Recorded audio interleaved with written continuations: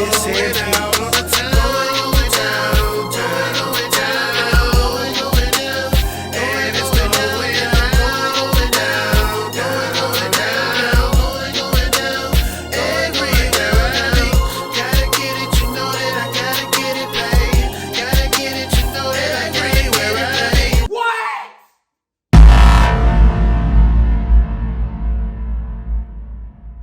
It's a beautiful day in the neighborhood. Reaction Beanie Yo 92. Day in that neighborhood, my brothers and sisters. Stack is back for another one, man. And hey, man, we gotta go back to a channel that I love. By now, I know y'all know I love this channel, bro. Who was that? Mike from that chapter. Mike just put out another video, bro.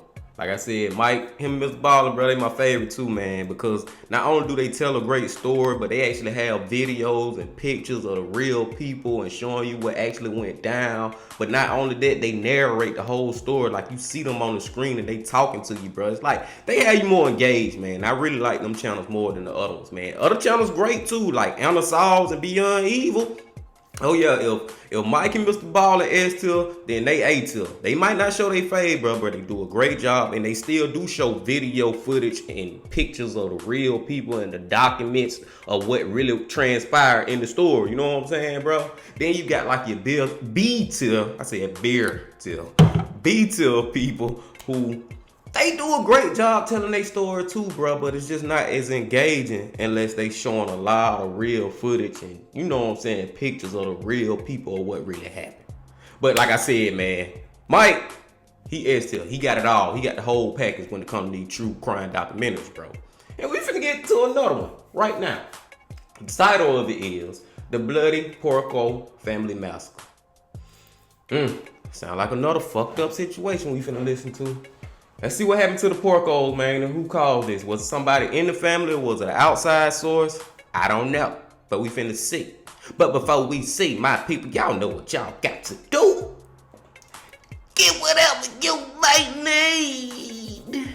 Get what you need, because I'm pretty sure Mike gonna do an amazing job as he always do, bro. Y'all got what y'all need, my brothers and sisters. Then let's fucking do it. Hey you, and welcome. My name is Mike, and in this whole video, to set the scene for you, the year it is 2004, and on a bright and sunny November morning, that's oxymoronic, a couple woke up for, yet another day on the rig, another day in paradise. This was in upstate New York, just outside Albany, and up and at 'em that morning was Peter and Joan Porco. Peter was up first, while his beloved wife and mother of his children slept beside him. He rolled out of bed, went to the bathroom, did his business. He checked his face in the mirror, making sure he was looking spick and span. He walked down the stairs of their home. He loaded the dishwasher. He packed his little lunch, for the day ahead. He walked outside to grab the morning newspaper, and then, the big oaf, he realized he locked himself outside, so he got the secret key they hid under the pot. So he let himself back into his own house. He walked into the hallway, and then he keeled over and he died. What the fuck? He keeled over and he died because Peter Porco had taken 16 blows of an axe to his head, which removed part of his skull and his jaw. He had been attacked while he slept. And then he just got up when his alarm went off, and he not a bother on him. Well, what? He got attacked while he slept, and he still went and did all this, getting ready for work, went outside, got the newspaper, and he didn't know he had been got hit and sliced up. What the hell is this? Not quite, as we can see. So I guess that's intro. Now, let's give the wild story of the Porcos a go. Let's give this a go. Wow, bro.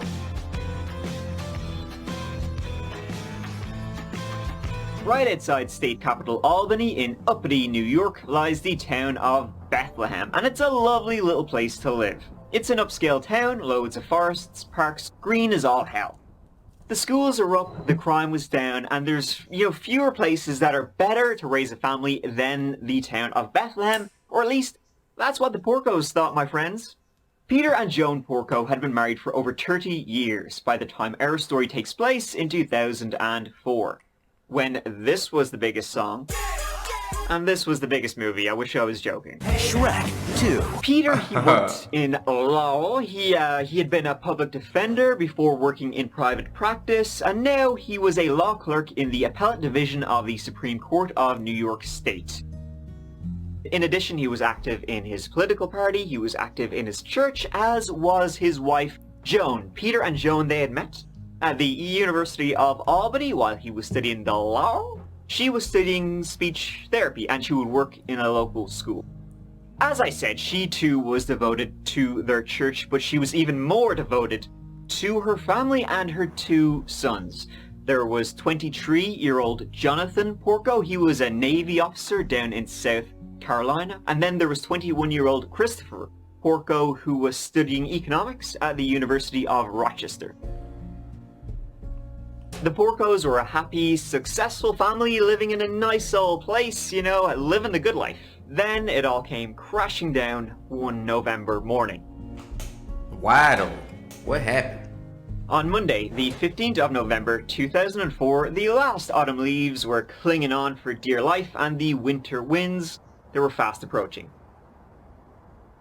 A chill, you know, was in the air as the various employees of the New York State Supreme Court Appellate Division were filing in to their office, you know, in central Albany. As the clock went from 9 to the various numbers that follow, people began to notice that the big dog, you know, the well-respected and well-liked Peter Porco, he wasn't in the office that morning. He hadn't called, he hadn't told anybody he wasn't coming in. People were, where's Petey? Eventually, in-person calls were made, including calls to the police when someone went out to that house in Bethlehem and made the gruesome, I think you'd say gruesome, I would say gruesome, discovery. Yeah. Namely, Peter Porco lying in a pool of his own blood just in the hallway of his house. Upstairs in the bed, Joan Porco was the same, covered in blood, just lying there. This is crazy. It quickly became apparent that both Peter and Joan had been brutally attacked while they were sleeping in their own bed. Someone had just came in and laid into them. A firefighter's axe was lying on the bed, like right there, so that's your murder weapon. And it was determined that the murder weapon, that axe, had come from their own house. It was from their own garage. Bruh, do y'all think it's the son? Do y'all think it's the son? I'm leaning a little towards it right now, because, hey, he ain't in the house dead nowhere. Where he at? And then, to cap it all off, they could tell from the scene, from the blood trail, from what had been done, from what Peter was wearing, that after being savagely attacked with a goddamn axe, half his skull, missing his brain hanging out, his jaw removed, Peter, in like some amount of major shock, his alarm went off the morning, he got up, went to the bathroom, did all the things he would regularly do before he went into work. How? He had done his typical morning routine, leaving a trail of blood everywhere before collapsing stone dead, all the while his brain was hanging out and his jaw was hanging off. Talk about a hangover. As the police were processing this, frankly, shocking scene, I've never heard anything like it anyway, they realized that Joan Porco was still alive. She was able to gesture with her hand. She couldn't speak because, you know, like her husband, someone had taken an axe to her face. But she was still alive, and the police were like, oh, she's effed up. She might not last very long, so we better get some questions out of her real quick. They asked her who did this. She was able to tell them through head nods. There was no sign of forced entry. The murder weapon was their own, and nothing had been stolen even when cash and cards lay out in the open. But the phone line had been cut, as had a screen covering a window. When a Joan whose life was rapidly fading was asked, did a family member do this to you? She gave them the old down up. When asked, was it Jonathan? Left right. When asked, was it Chris? Down up. She was then rushed to hospital. and so the investigation began with a suspect right away. So, the who, or the presumed who. You got it, babe. The how? Easy peasy, he would have had access as it was his family home and the murder weapon was theirs. The why? Well, that was the big question for the Porky Porcos. In the meantime, Chris was over 200 miles away at the University of Rochester. The day of the attack, the police didn't even contact him right away. Chris, 200 miles away, he was first contacted by the Times Union, a local paper, asking him for comment, which is kind of weird. Chris then called back. He called the police in Bethlehem asking, the newspaper just told me my parents are dead. Maybe you should have done that first? I don't know. Motherfucker, you probably knew your parent was dead or thought they was dead or, you know what I'm saying, the whole time, bro. Because I don't know if his mama gonna survive or not. But like I said, bro, I was leaning towards it being a goddamn son. It looking like it might be. Sound like he finna deny it, though. Let's see. He seemed like acting crazy. My name is Christopher Porco. I was just called by the Times Union saying that my parents were found dead this afternoon. I was wondering if you had any information for me. Hey, Chris, whereabouts are you? I'm at school in Rochester, New York. Okay. You're going to go right to Albany Med? I don't know. I don't even know where my mom is. But Yeah, she is at Albany Med. okay. Do you know her condition? No, because I haven't talked to her. Because when you get there, I'll come and see if there's anything I can do for you. Okay. All right? Yeah. Okay, thanks. Yep. Bye-bye. Chris and Jonathan rushed to the hospital to be with their mother, and that's when Joan went under the knife to save her life. Chris was then questioned by the police. He told the police he was in university all night. He never left. Your mother's communicating. She's saying you were there at the house. I don't know why she would say that. She knows what I hope she does. I was not there. Okay, so you're saying you were over 200 miles away in university when your mother, who's the victim, one of the victims, is saying, or rather nodding, that you're the one, you're literally an axe murderer. So could anyone back his story up that he was where he said he was when this horrific incident occurred? Well, he said he was asleep on the couch in the dorm lounge. He was a frat bro. None of the other members, though, of that fraternity could back up that they saw him asleep, you know, with a hearty yas. They said themselves they were in the lounge all night and didn't spot no Porky Pie over here. But the following morning, when his parents would have been found, he was spotted jogging around campus. People who saw him said he looked like he was just going for a regular morning jog. He was in Grandel form. It's almost a 4-hour drive between Bethlehem and Rochester. The police then seized some of his things. His computer, his big, bright Jeep. Just in case you missed him, he wanted to make sure you saw him. Well, he was seen, or his Jeep was seen, at least, on security cameras, leaving Rochester at about 10:30 p.m.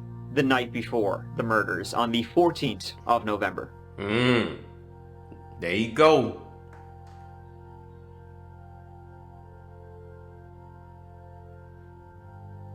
If he...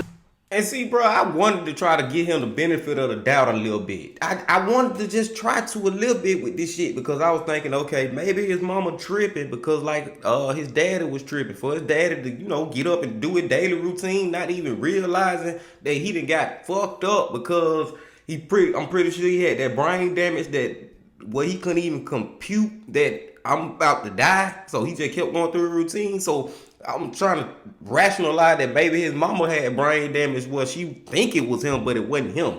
But nah, I think it's him now. He left Rochester at about 10:30 p.m. on the 14th. He would have arrived in the early hours of the 15th.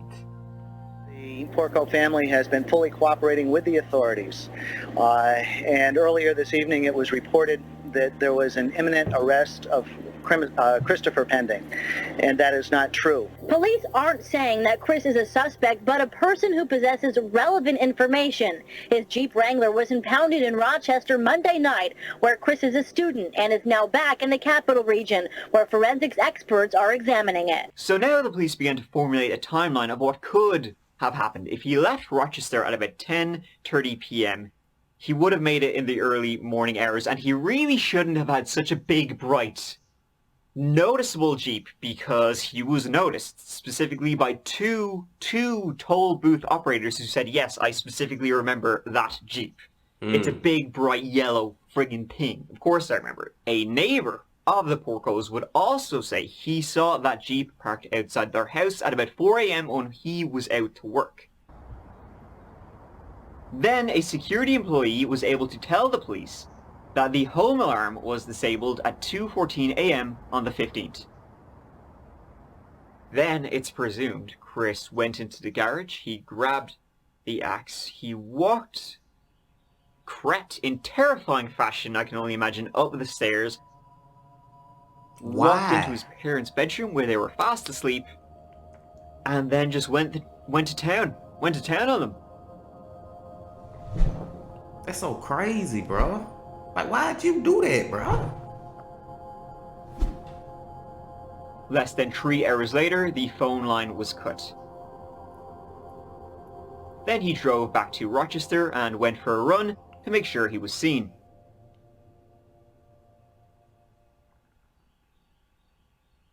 That is what could have happened. Anyway, it was over a year later, in November 2005, that he was arrested and charged with the murder of Peter Porco and the attempted murder of Joan. When confronted with the CCTV of him driving off campus, he said he was just moving his car, but he didn't leave town, and that's why his frat bros didn't see him. When he came back, they were asleep. So it kind of seems pretty clear-cut, but at the same time it was all circumstantial. There was no direct evidence tying Chris to the attacks on his parents. The pieces, though, they fit together. And remember, his own mother, one of the victims, said she saw him. She saw him. Or did she? Joan Porco, she would make a full recovery, if that counts, now that she was missing one of her eyes and part of her skull.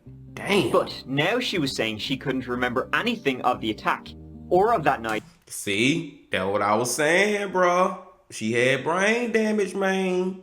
Look at her face, bro. At least she survived, man. But god damn, bro. That shit is crazy, man. She had that brain damage, bro. I don't know, bro. It's leaning towards him. I don't know, bro. I hope we find out before this video ends. Let's go. At all. And her son couldn't have done this. She was now saying Chris was innocent. She wrote a letter to the local paper. On November 15th, 2004, my world tragically changed. The happy life that my beloved husband Peter and our sons, Jonathan and Christopher, had was lost forever. I want to say unequivocally that, although I have no memory whatsoever of the attack, either because I was asleep or because of my injuries, I am absolutely positive that my son was in no way involved in this heinous crime. I implore the Bethlehem Police and the District Attorney's Office to leave my son alone and to search for Peter's real killer or killers.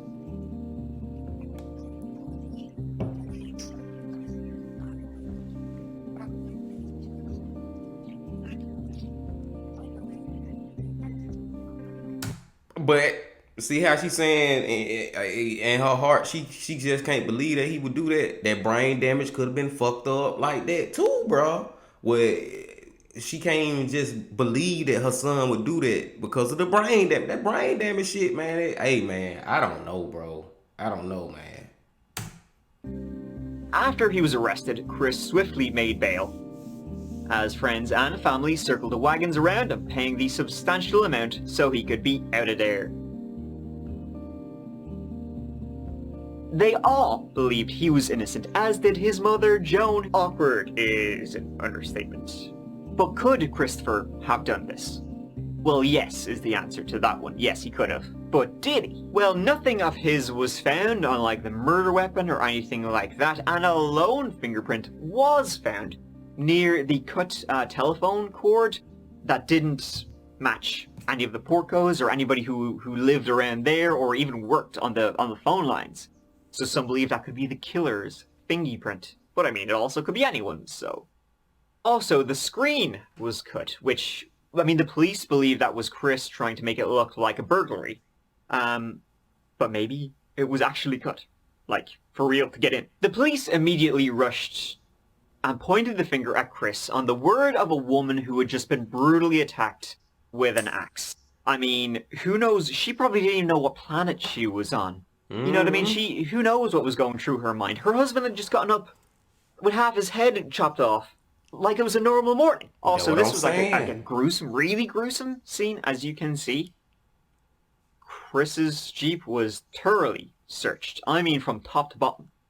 Nothing was found in it. No blood, no nothing. And I mean, he must have been drenched. Now, listen to this. A few weeks before the attack, Joan had reportedly told friends that one day she saw someone in her backyard and it creeped the shite out of her. She didn't know who it was, some stranger just hanging in her backyard. The house had also been burgled not too long before. Okay, so that's me playing devil's advocate on that whole part, because I never told you, we never got to the why of why Chris could have and would have done this. Yeah, why, man? Why? Tell me. Mike, tell me. Why? Okay, well, so that burglary I literally just mentioned a couple of seconds ago, that was found to have been Chris. He burgled his own parents' house, stole some, like, Macs and laptops, and sold them. So, really? Case closed. He, in fact, was not getting on well with his parents. Like, at all. I mean, to other family members and to friends, he seemed like this, you know, just nice kid, who got on kind of well with everybody. He always told people he had loads of money, even though his parents weren't really particularly well off. But yeah, he did not get on well with his parents, like at all. Let me get into that. In the spring semester before the attacks, Chris dropped out of the University of Rochester due to failing grades. He reapplied to get back in the autumn semester, and he needed a loan to do so. He needed about 32 grand, I think it was. The kicker was he applied for that $32,000 loan in his father's name using his father's social security number. It seems his parents weren't too keen on supporting him anymore, and so he just did so in their name then. He stole stuff, as I said already. He would forge his college transcripts to make it seem like he was doing a lot better in school than he actually was. He would hole his parents with lies, like true and true. He was telling porcupines.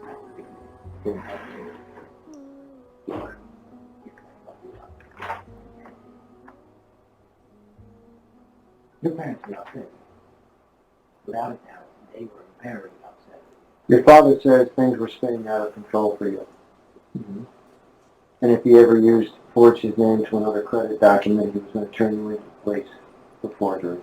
Peter and Joan were very worried about him by the way he wasn't communicating with them. He was basically just lying about every single thing that was going on in his life. He was lying to his girlfriend, he was lying to his friends, he was lying about everything, apparently to the point that Joan told Chris she thought his dad, Peter, was about to have a nervous breakdown. Allegedly, a few weeks before the murders, Peter told a co-worker he believed his son was a sociopath. And so the motive could have been quite simply inheritance. He messed up by not finishing off his mother, because if he had done so and gotten away with it, he would have gotten a cool, crisp $1 million. Oh! Now we done got to the meat with the potato. Now we see what the hell going on. That motherfucker was trying to get that insurance policy, bro. He was trying to get that insurance money, bro. $1 million. He was trying to get that. Motherfucker. It's a question that people would want me to ask you directly. Did you drive over to your parents' house, go up into their bedroom, attack them with an axe, killing your father, and gravely wounding your mother? I can't say it enough that absolutely no. I would never do anything like that to anyone, let alone my parents, who I love dearly. Yeah, okay. The trial began in June 2006, and it lasted over a month. Joan Porco would take the stand defending her son. At the end, Christopher Porco was found guilty of second-degree murder and attempted murder.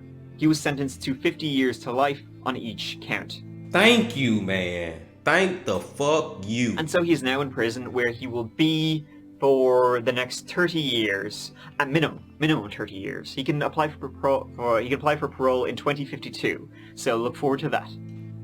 Crazy one, taking an axe to your parents, and then Mama defended him. To the point that she even wrote a letter to the newspaper saying, "Leave him alone!" Well, perhaps he should have taken her advice and left them alone. Chris sucked. His parents gave him everything and he just wanted more and more. He appealed, all exhausted, with no change. Convicted killer Chris Porco lost his latest attempt to get out of prison. Porco is behind bars for murdering his father and trying to kill his mother in an attack in the family's Bethlehem home back in 2004. The case, as you may recall, made headlines around the country. It was also the subject of a made-for-TV movie. Porco claimed he was the victim of an ineffective defense team, but it's not an argument the appellate division bought into. He also tried to block the release of a Lifetime movie about his story. Want to know, it didn't work and it was released. We're talking about Chris Porco here. His lawsuit claimed that the 2013 movie misrepresented his life and that it violated his civil rights since Lifetime profited from it. Lifetime argued that Porco's rights were not violated and that they always presented the movie as entertainment that was only based on a true story. Haven't seen it, but it sounds like shite, so it might have been better if you won. Saturday. Who did this to you? Was it Christopher? The true story that everyone is talking about. And so that wraps this one up. The story of an axe-murdering kid who, you know, tried to murder his parents who did everything for him. Even after he took an axe to their head, they were still doing everything for him.